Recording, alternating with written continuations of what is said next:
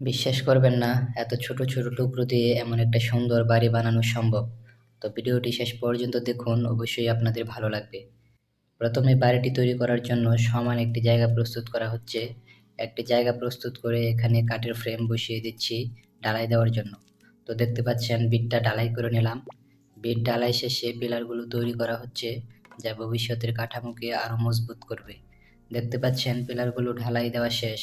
এখন বাড়ির নিচের অংশের ফ্রেম তৈরি করা হচ্ছে, যা পুরো ঘরের আকৃতি নির্ধারণ করবে। ধীরে ধীরে দেয়াল তৈরি শুরু হয়েছে। ছোট ছোট অংশ জোড়া লাগিয়ে বাড়ির আকার ফুটে উঠতেছে। দেয়ালে ইটের মতো ডিজাইন লাগানো হচ্ছে, যাতে বাড়িটি দেখতে একেবারে বাস্তব বাড়ির মতো লাগে। এখন বাড়ির চারপাশের দেয়াল প্রায় সম্পূর্ণ। কাঠামোটি ধীরে ধীরে স্পষ্ট হয়ে উঠতেছে। তো দেখতে পাচ্ছেন দেয়ালের উপর নতুন ফ্রেম বসিয়ে দিলাম। এখন এটার উপরে ঢালাই করে দিব, আর ছাদটাকেও ঢালাই করে দিচ্ছি। দেখতে পাচ্ছেন এখন কত সুন্দর দেখাচ্ছে। আর ভেতরে ঢোকার জন্য একটা সিঁড়ি লাগিয়ে দিচ্ছি, যেন লুকটা একদম আসল বাড়ির মতো আসে। তো সিঁড়ি লাগানো শেষ। ছাদের উপরে আরেকটা ঘর বানাবো, তার জন্য ইট লাগিয়ে দিচ্ছি। তো উপরের ঘরটি হয়ে গেছে। এখন দেয়ালের উপর সাদা আবরণ লাগানো হচ্ছে, যাতে বাড়িটি পরিষ্কার ও আকর্ষণীয় দেখায়। তো রং লাগানো শেষ হয়ে গেছে। এখন ছাদের ফ্রেমটা লাগিয়ে দিব।